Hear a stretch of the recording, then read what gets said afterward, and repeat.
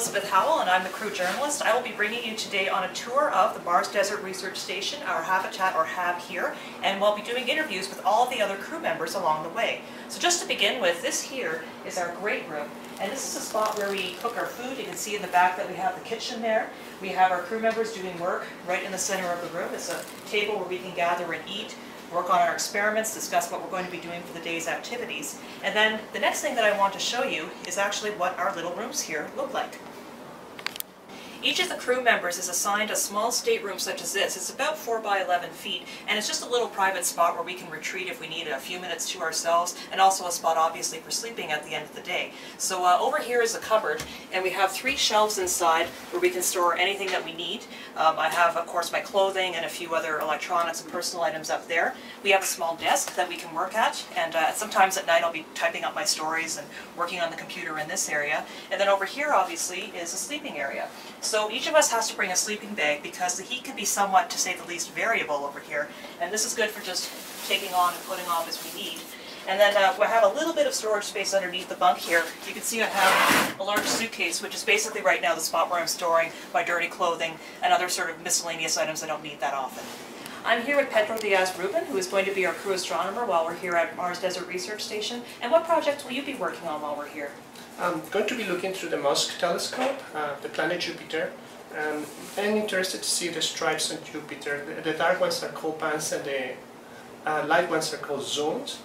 And you look, you see the red spot. And also I'm going to be looking at the moons of Jupiter going in front of the planet, that's called a transit, or behind the planet, it's called occultation.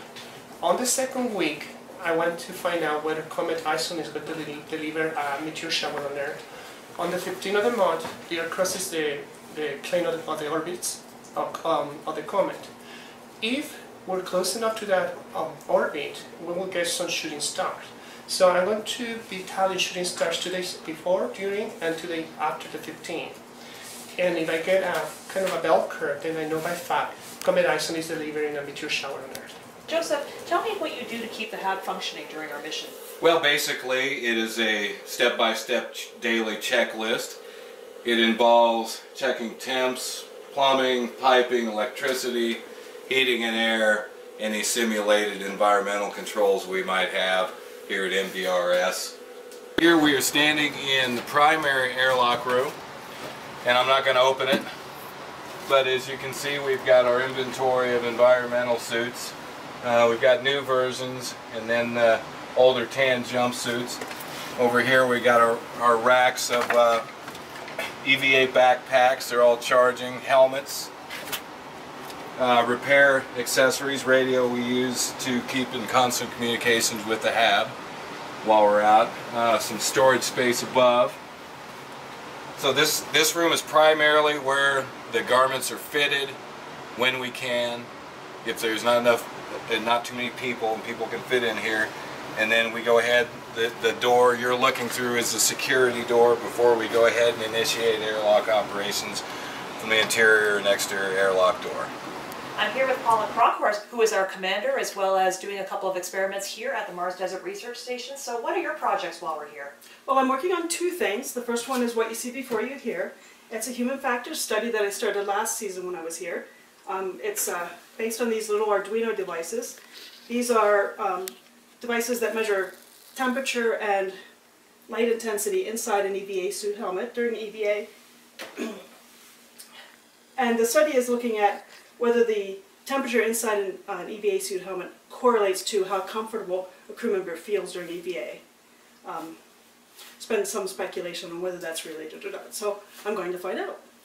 And my second study is all on the computer, so that's why there's nothing here. And that's where I take digital elevation data and create a terrain model around the HAB, and taking some basic parameters of radio communication, such as line of sight and range for the radios, create a dead zone map, regions around the HAB where radio communication is not going to work. And the plan is that future EVA planners can use this map to know in advance what regions of their EVA are going to be communication problems. And Mathieu Kalmarowski here is going to tell us about this mannequin and other work that he's doing here in the HAB. Thank you, Elizabeth. So yeah, I've got 2 roles here. First, I'm the health and safety officer, meaning I'm here to look after the health of my fellow crew members. But I'm also a researcher, and the study we're about to conduct here is really important. We are basically trying to define the best anesthesia protocol that would be suitable for an extreme environment such as Mars, where everything is different.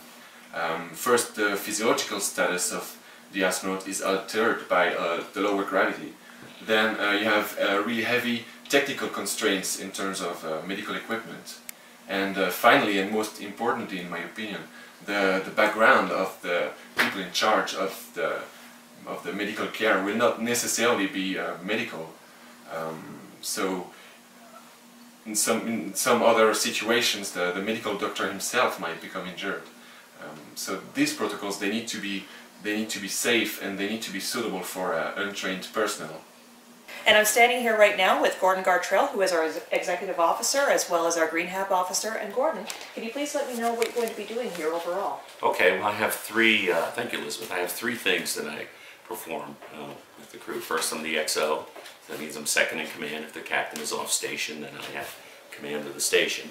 And my second job is a Green Hab Officer, so we're here in our Green Hab where we're growing some new vegetables here, some herbs kind of behind us. And we're going to be doing in the next week a hydroponic experiment, so that's kind of exciting. So I manage this whole building on a daily basis.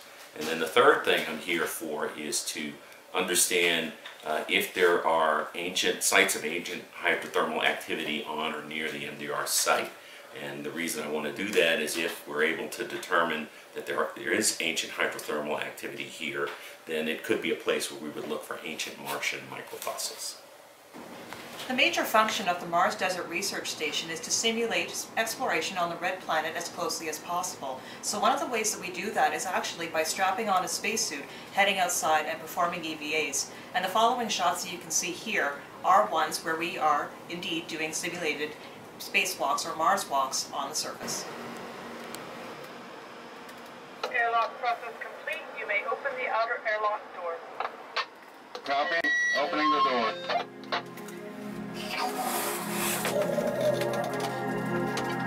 Wow.